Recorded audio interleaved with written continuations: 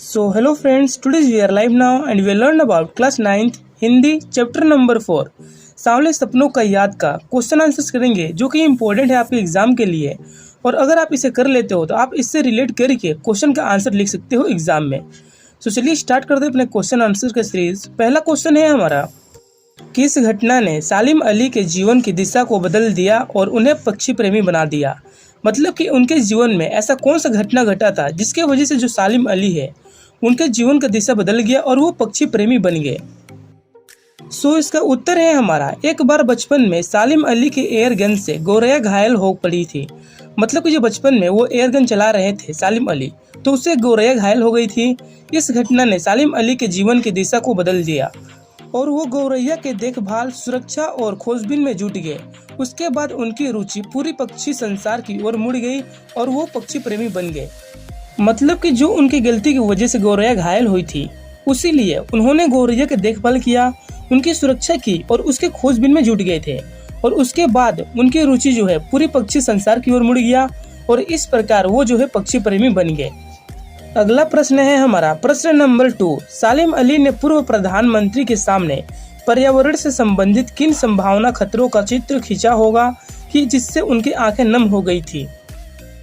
सो इस प्रश्न का उत्तर है हमारा, सालिम अली ने पूर्व प्रधानमंत्री चौधरी चरण सिंह के सामने रेगिस्तानी हवा के गर्म झोंके और उससे दुष्प्रभाव का उल्लेख किया।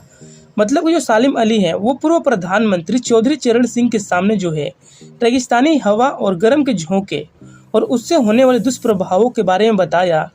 और यदि इस हवा के केरल की साइलेंट वैली को न बचाया गया तो उससे नष्ट होने का खतरा उत्पन्न हो जाता है। मतलब कि अगर इस रेगिस्तानी हवा से केरल की साइलेंट वैली को नहीं बचाया गया तो उससे इस शहर को नष्ट होने से कोई बचा नहीं सकता है। मतलब कि इसका खतरा उत्पन्न हो सकता है। प्राकृतिक के प्रति ऐसे प्रेम और चिंता देख उनकी आंखें नम हो गई। सो बढ़ते हैं अपने अगले प्रश्न की ओर, जो कि है हमारा प्रश्न नंबर 3। लॉरेंस की पत्नी फ्रीडा ने ऐसा क्यों कहा होगा कि मेरी छत पर बैठने वाली गौरैया लॉरेंस के बारे में ढेर सारी बातें जानती है। मतलब कि जो लॉरेंस की पत्नी है फ्रीडा, उन्होंने ऐसा क्यों कहा कि जो मेरी छत पर बैठी हुई गौरैया वो मेरे से ज्यादा लॉरेंस के बारे में जानती है। सो चलिए देखते हैं इसका उत्तर क्या है। सो इसका उत्तर है हमारा, लॉरेंस की पत्नी फ्रीडा जानती थी कि लॉरेंस को गौरैया से बहुत प्रेम था। मतलब कि जो लॉरेंस की पत्नी फ्रीडा थी वो बहुत अच्छे से जानती थी कि लॉरेंस जो है गौरैया से बहुत प्रेम करते थे और वो अपने काफी समय गौरैया के साथ बिताते थे। मतलब कि जो लॉरेंस है उन्होंने अपने ज्यादा से ज्यादा समय जो है गौरैया के साथ बिताया है और गौरैया भी उनके साथ अतरंगी साथी जैसे व्यवहार करती है। मतलब कि जैसे लॉरेंस गौरैया से प्यार करते थे वैसे ही गौरैया भी जो है उनके साथ मिलजुल कर रहती थी और उनसे प्यार करती थी। उनकी इसी पक्षी प्रेम को उद्घाटित करने के लिए उन्होंने यह वाक्य कहा होगा। सो हमने थर्ड क्वेश्चन कर लिया और बढ़ते हैं अपने अगले क्वेश्चन की ओर, जो कि है हमारा क्वेश्चन नंबर 4। आज से स्पष्ट कीजिए। मतलब कि इस क्वेश्चन में 3 पार्ट है जिसके बारे में हम बात करेंगे, जिसमें से पहला है हमारा क, वो लॉरेंस की तरह नैसर्गिक जिंदगी का प्रतिरूप बन गए थे। मतलब कि ऐसा कौन व्यक्ति था जो लॉरेंस की तरह ही पक्षियों से प्रेम करता था। सो चलिए देखते हैं इसका उत्तर क्या है हमारा।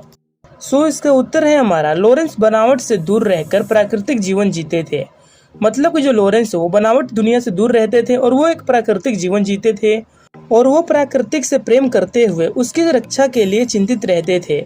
मतलब कि वो जो है प्राकृतिक से प्रेम करते थे इसलिए उनके रक्षा और सुरक्षा के लिए चिंतित रहते थे। और इसी तरह सालिम अली ने भी प्राकृतिक की सुरक्षा देखभाल के लिए प्रयास करते हुए सीधा एवं सरल जीवन जीते थे। मतलब कि लॉरेंस की तरह ही सालिम अली ने भी प्राकृतिक की सुरक्षा देखभाल के लिए प्रयास करते हुए सीधा और सरल मतलब कि आसान जीवन जीते थे।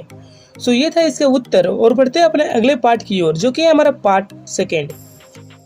कोई अपने जिस्म की हरारत और दिल की धड़कन देकर भी उसे लौटाना चाहे तो वह पक्षी अपने सपनों की गीत दोबारा कैसे गा सकेगा।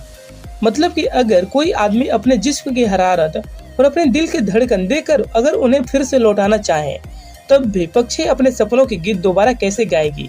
सो इसका उत्तर है हमारा, मृत्यु एक ऐसा सत्य है जिसके प्रभाव स्वरूप मनुष्य सांसारिकता से दूर होकर चिर निद्रा और विश्राम प्राप्त कर लेता है।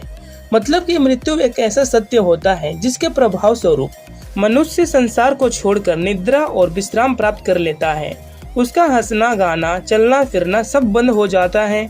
मतलब कि मरने के बाद वह हंसना गाना और चलना फिरना सब भूल जाता है। और मौत की गोद में विश्राम कर रहे सालिम अली की भी यही स्थिति है। और इसी प्रकार सालिम अली के मरने के बाद भी उनकी स्थिति ऐसी ही है। अब उन्हें किसी तरह से पहले जैसे अवस्था में नहीं लाया जा सकता है। मतलब कि मरने के बाद अगर कोई व्यक्ति जीता है तो उन्हें पहले जैसी अवस्था में दोबारा लाया नहीं जा सकता है। इस प्रश्न का उत्तर कंप्लीट होता है हमारे यहीं पर। और बढ़ते हैं अपने अगले पार्ट की ओर, जो कि है हमारा पार्ट नंबर 3। सालिम अली प्रकृति की दुनिया में एक टापू बनने के बजाय अथाह सागर बनकर उभरे थे। इस प्रश्न का उत्तर है हमारा टापू समुद्र में भरा हुआ छोटा भूभाग होता है, जबकि सागर अत्यंत विशाल और विस्तृत होता है। सालिम अली भी प्राकृतिक और पक्षी के बारे में थोड़ी सी जानकारी से संतुष्ट होने वाले नहीं थे। वो इनके बारे में असीमित ज्ञान प्राप्त करके अथाह सागर सा बन जाना चाहते थे। अर्थात टापू जो होता है समुद्र में उभरा हुआ छोटा भूभाग होता है, जबकि जो सागर होता है वो बहुत बड़ा विशाल विस्तृत होता है। मतलब कि बहुत दूर में फैला होता है। और सालिम अली भी प्राकृतिक और पक्षियों के बारे में थोड़ी सी जानकारी से संतुष्ट नहीं थे।